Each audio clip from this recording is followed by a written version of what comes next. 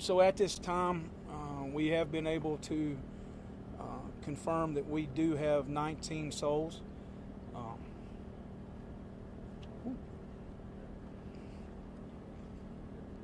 That we're looking for. So, excuse me, I ask you to keep in mind those families. This is probably one of the most devastating sites, I think, Sheriff Kraft and I was talking about. It's probably been one of the most devastating situations that I've been on in my career. As far as the scene goes, we do feel that the scene is secure. We have ATF, FBI that are handling the scene as far as the investigative part, trying to figure out and recreate or figure out what actually happened to cause this. Do I see a short-term explanation? No. Do I see us being here for many days? Yes, I do see that. We've got also we've got the bomb squad from Metro Bomb Squad here. I don't really want to get in to start naming all the agencies. I'm scared I'll miss somebody. We've got TBI, Bomb and Arson here. They're all working together. That's one of the things to see is all of these agencies. It's not just one, but we've come together and we're making the very best team effort that we can to move forward. Please keep in mind that these families, you know, and I've said it up front, I said it to start with, that's where thoughts and prayers need to go right now.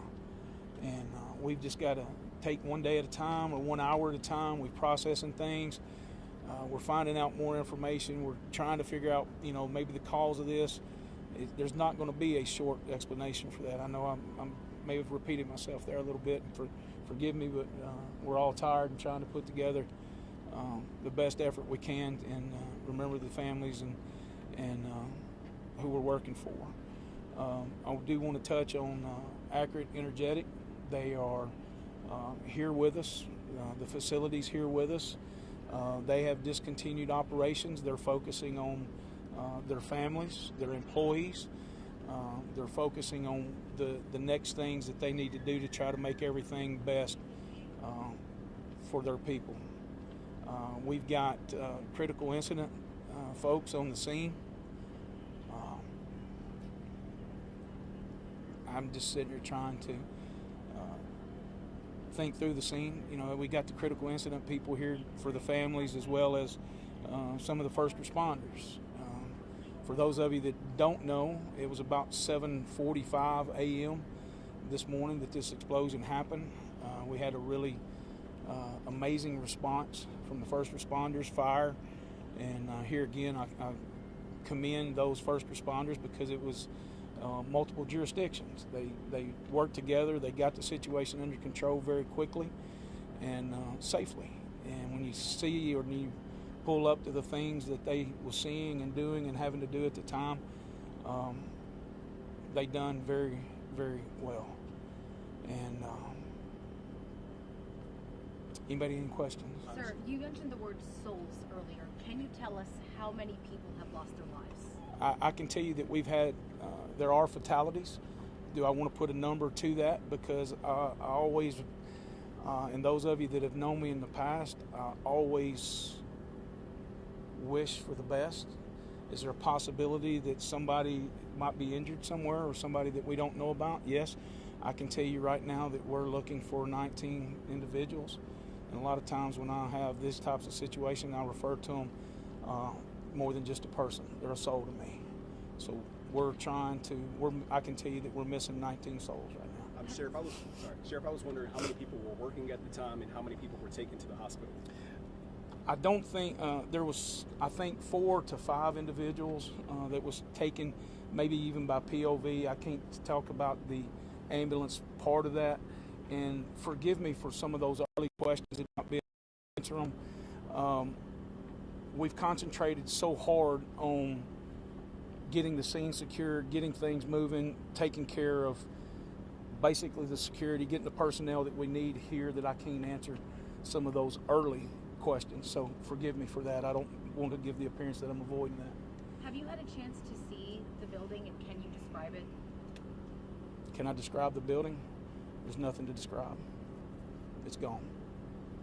It's again, it's the most devastating scene that I've seen in my career. Sheriff, do you know what kind of work they did in that building specifically? I do not, ma'am. I do not. I'm not familiar with day-to-day operations of that. I see a lot of family members, they're waiting. Are they waiting for confirmation about if their family member is missing, or what communication are you having with them right now? We have communicated with the family. We've done it twice. We wanted to get some solid information because we was sliding a little bit in information that we were receiving and from past experience from the flood and those kind of things, that we wanted to make sure that we had the information, the correct information that we needed to talk with. So yes, we have spoke with families. Again, Accurate Energetics is taking care of those families and trying to do everything that we can to comfort them and get them the information as quick as we have it. I know it's early in the investigation, but does it appear it's accidental or intentional? Can't answer that. And it's something, that's a good question. And the reason I say that's a good question, in law enforcement, we have one opportunity. And that's the reason why you see a lot of things that we have to do in law enforcement.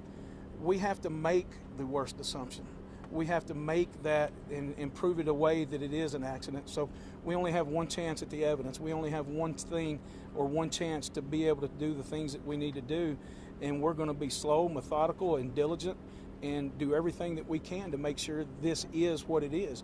And we're working for those families and those people that were in that building to make sure we get, if they deserve justice, we want to be in a situation that we get them justice. And that's how we have to approach these situations. Okay, and there was another report that there was a destructive explosion in 2014 in the same building that was operated by Rio Ammunition. Can you confirm that and tell me if there's some kind of trend going on here? Rio was on the facility. That did happen here. I was here during that time. I don't believe that it was at that current facility at all. Yes, ma'am, you had a question? That was my question, is do you have any information about a previous explosion at this facility? Well, see, you have to remember, this is a huge compound, and there's a couple of different businesses that may operate within this facility. So I don't want to get in too much to the operation of the facility because they are a very delicate operation, and we have to maintain that. Sheriff, I had heard some comments earlier about fallout outside the campus area from the blast early on. Yes, sir. Is that something you can confirm? There may be some debris that went over the fence. I don't think that we're too far from one of the property lines, and there may be some debris that's on another property here. Sheriff, said the scene was secure. Does that mean it's stable and first responders have been able to access this? It means that the scene is stable. The ATF and the FBI are on that. They are methodically moving through the location of the explosion.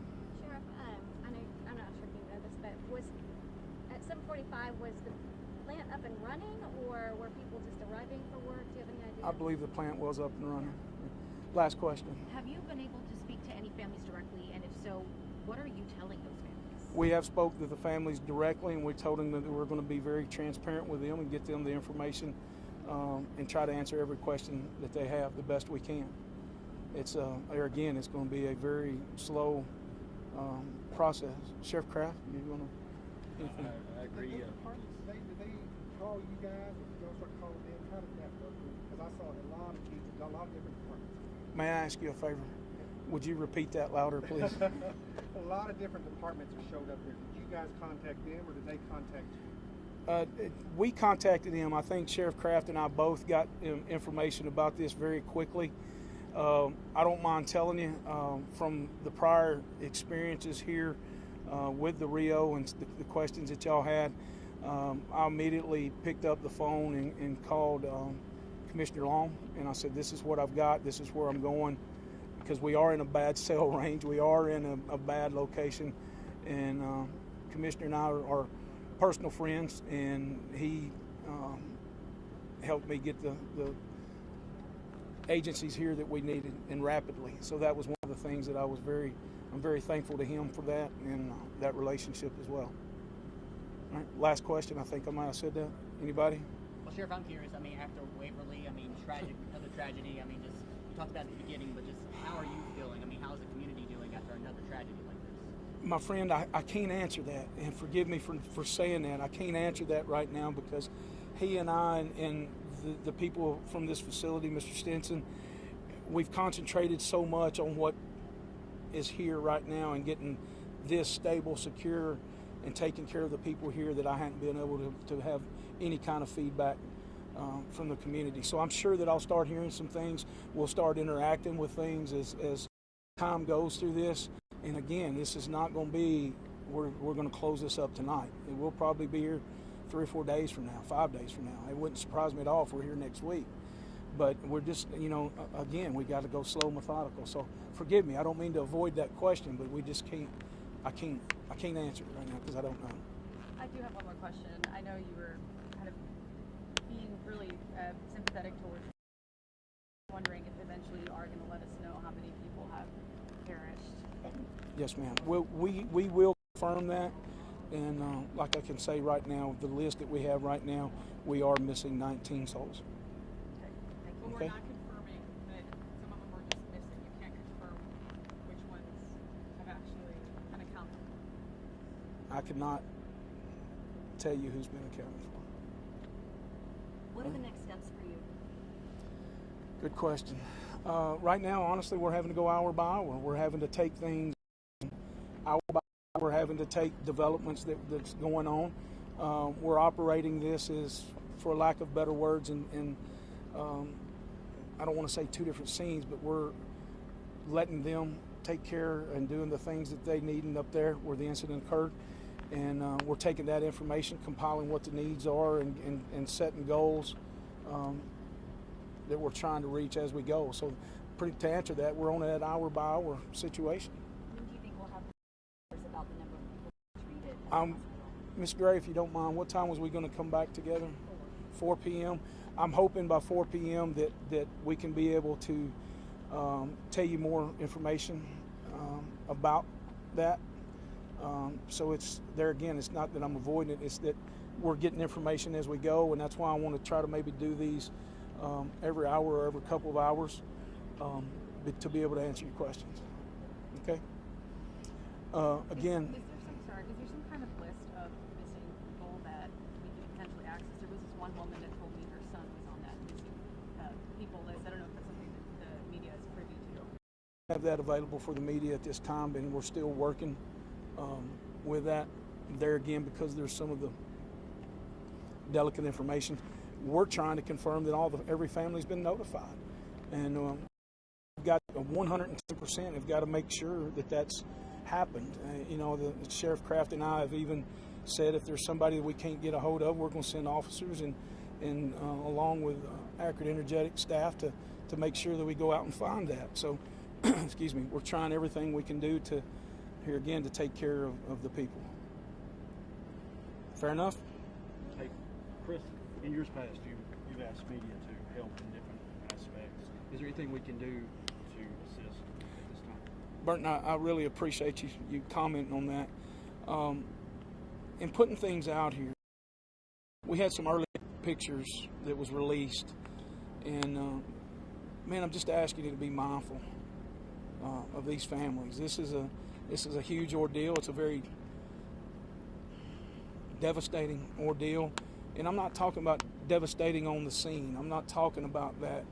I'm talking about devastating in the fact of a loved one just come to work and now may be missing or deceased. So please keep that in mind when you're having or doing these stories. These stories, we often find ways that we try to turn things into negative. This is a bad situation. This is a negative situation. There's a reason for us to take the downward spiral or the downward side of this story when it comes to these families. So I'm all about that, and I'll always be about that. I think the Sheriff and I both will always be about that. So, thank y'all. I appreciate it.